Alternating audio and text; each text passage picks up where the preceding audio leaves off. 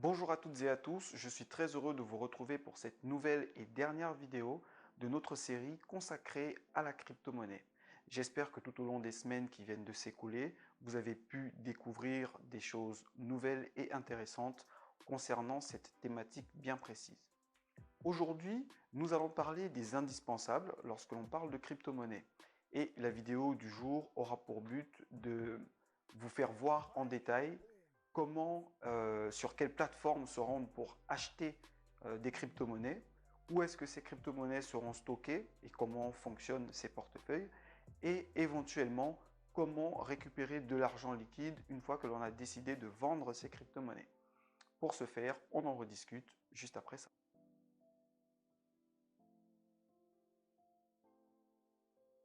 Si tu es nouveau sur la chaîne, je suis Karl et tu es ici sur Trip Mindset, une chaîne qui souhaiterait partager avec toi des informations, des astuces, mais également des retours d'expérience autour de trois thématiques principales que sont l'entrepreneuriat, le développement personnel et l'éducation financière. Alors si toi aussi tu trouves que c'est une excellente idée, je t'invite à t'abonner à notre chaîne et à activer la cloche des notifications afin de ne rien manquer de nos prochaines publications. Et tu pourras retrouver dans la barre de description un lien te permettant de télécharger un e-book que nous t'offrons gratuitement et qui est intitulé 5 pistes pour investir son argent si jamais la question se pose pour toi. Quels sont donc les indispensables lorsque l'on parle de crypto-monnaie? Avant d'aborder avec vous les différents types de plateformes et les portefeuilles de crypto-monnaie, j'aimerais faire quelques petits rappels. Premièrement, la série de vidéos que nous sommes en train d'achever aujourd'hui n'a absolument en aucun cas pour but de vous inciter à investir dans la crypto-monnaie. C'est tout simplement un ensemble d'informations, un ensemble d'astuces que nous avons pu expérimenter pour notre part et récolter auprès d'autres personnes qui investissent dans les crypto-monnaies que nous souhaitions partager avec vous. Et la deuxième information que je voulais vous donner avant de commencer est que le plus important et le plus indispensable avant même tout ce dont on va parler dans la vidéo de ce jour, eh bien c'est de la formation. Vous devez vous former et vous informer suffisamment de façon à pouvoir faire des investissements éclairés. Maintenant que cela est dit, je vais pouvoir revenir sur les indispensables de cette vidéo et nous allons commencer par parler des plateformes. Je vais vous présenter dans un premier temps les plateformes d'achat. Une plateforme d'achat est une plateforme, comme son nom l'indique, sur laquelle vous allez pouvoir acheter ou revendre des crypto-monnaies. Sur ces plateformes-là, vous aurez la possibilité de déposer de l'argent liquide par virement bancaire ou alors d'acheter vos crypto-monnaies directement avec votre carte bleue. Je vais vous présenter trois principales plateformes d'achat, ou trois plateformes d'achat tout simplement, mais il est à noter, bien entendu, que la liste n'est pas exhaustive. La première plateforme d'achat dont je vais vous parler s'appelle Coinbase. Coinbase, c'est une plateforme qui existe depuis 2012, qui liste aujourd'hui une vingtaine de crypto-monnaies, et donc c'est une plateforme sur laquelle vous allez pouvoir effectuer vos achats, surtout pour les personnes qui débutent, parce que c'est une plateforme qui est assez simple à prendre en main. Coinbase propose également une version pour les traders qui s'appelle Coinbase Pro, et c'est une version qui est réservée à des personnes qui ont un niveau déjà un peu plus avancé en matière de crypto-monnaie et surtout de trading, parce que c'est ce qui va s'y faire principalement. La seconde plateforme d'achat dont je souhaitais vous parler s'appelle Binance.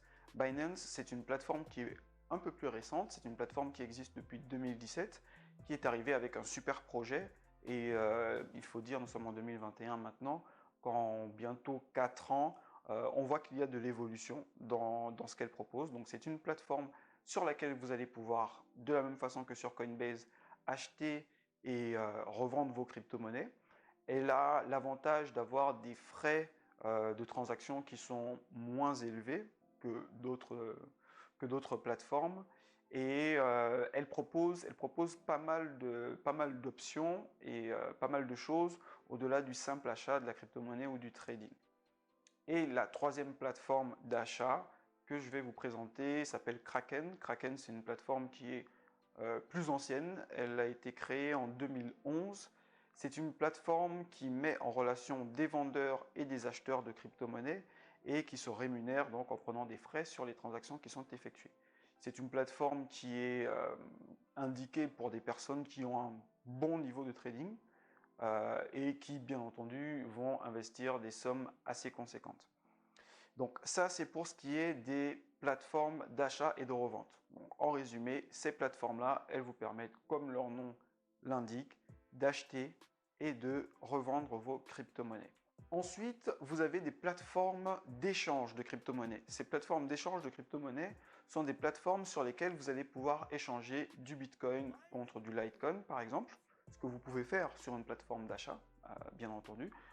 Du Bitcoin contre du Litecoin ou toute autre crypto-monnaie. Donc vous avez plusieurs paires qui vont être définies par plateforme et vous avez certaines paires et donc certains échanges que vous ne pourrez effectuer qu'en passant par certaines plateformes spécifiques. Alors là, on ne parle pas des monnaies principales, mais pour ceux qui font un peu plus de recherche ou qui souhaitent investir dans des crypto-monnaies autres que celles qui sont le plus généralement présentées, il se peut que vous soyez amené à passer par des plateformes d'échange autres que les trois premières que je vous ai présentées et qui proposent effectivement ce service-là. Les plateformes d'échange vont donc nous permettre d'échanger une crypto-monnaie A contre une crypto-monnaie B. Et elles ont également la particularité, enfin cette particularité, à savoir que vous ne pouvez déposer d'argent fiat sur une plateforme d'échange directement. Ça, vous pouvez le faire sur une plateforme d'achat, telle que les trois dont on a parlé précédemment, mais sur une plateforme d'échange, vous ne pourrez y déposer que des stablecoins à la limite. Les stablecoins, on a pu en parler un petit peu lors de la vidéo numéro 2 sur les crypto-monnaies. Et pour rappel, ce sont des crypto-monnaies qui vont être adossées à une monnaie connue et utilisée. Plus communément, on utilise des stablecoins adossés au dollar. C'est le cas de l'USDT ou du DAI que vous pouvez déposer sur des plateformes d'échange pour ensuite vous procurer d'autres crypto-monnaies spécifiques. Maintenant que l'on a vu les plateformes d'achat et les plateformes d'échange, voyons un peu plus en détail comment est-ce que ça se passe lorsque vous achetez de la crypto-monnaie. Donc, si vous passez par une plateforme comme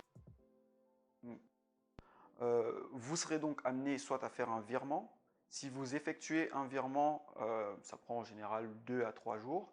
Vos fonds vont arriver sur un compte spécifique en euros, pour ceux qui sont en euros, qui utilisent l'euro habituellement, sur un compte spécifique en euros. Et à partir de ce compte-là, vous allez pouvoir donc sur Coinbase acheter du Bitcoin ou n'importe quelle autre crypto-monnaie. Lorsque vous effectuez votre achat de Bitcoin, votre Bitcoin va se retrouver sur votre portefeuille Bitcoin, sur Coinbase ou sur une autre plateforme.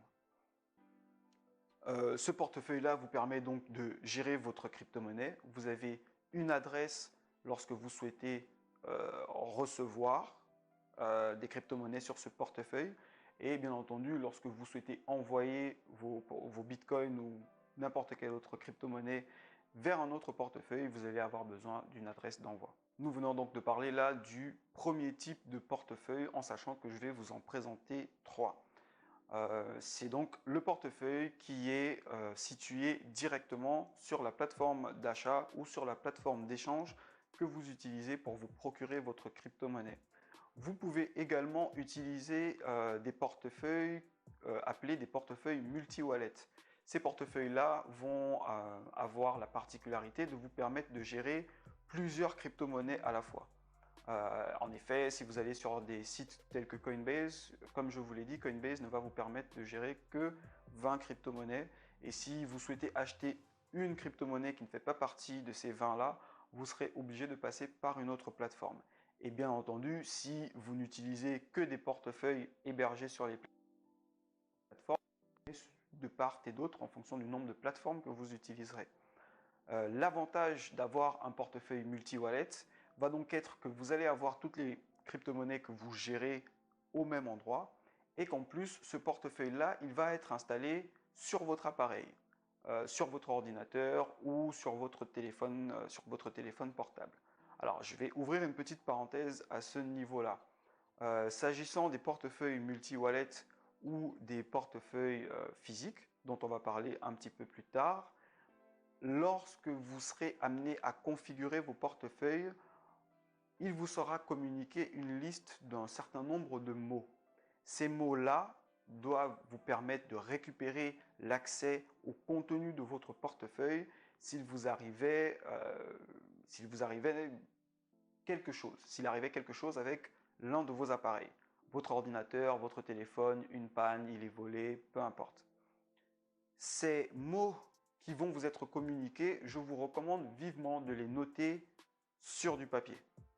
Bien entendu, vous pouvez les mettre sur votre PC, mais évidemment, si l'ordinateur tombe en panne, vous perdez les mots-clés avec.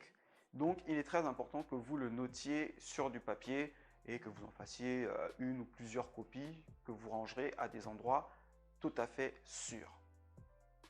Fin de la parenthèse. Comme exemple de portefeuille multi-wallet, je pourrais vous citer Exodus ou Jaxx, que vous pouvez utiliser soit sur un téléphone, sur un smartphone avec Jaxx, ou Exodus sur un PC, sur un ordinateur, de façon générale. Maintenant que nous avons présenté les portefeuilles multi-wallet, nous allons parler du dernier type de portefeuille, à savoir le portefeuille physique. C'est l'exemple notamment de la clé Ledger. Alors, pour vous l'expliquer simplement, c'est comme si vous aviez une clé USB à l'intérieur de laquelle vous allez stocker vos crypto-monnaies. J'essaie de faire une définition vraiment au plus simple possible, mais vous pouvez retrouver, en faisant une petite recherche sur Internet, portefeuille Ledger et voir plus dans le détail de quoi est-ce qu'il s'agit. Ce portefeuille-là va avoir l'avantage de contenir directement vos crypto-monnaies. Vous pouvez vous déplacer avec.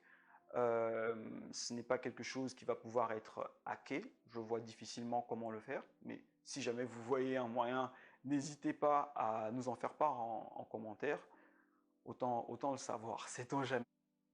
Vous savez donc désormais ce que sont des plateformes d'achat, des plateformes d'échange, des portefeuilles et des portefeuilles de crypto-monnaies.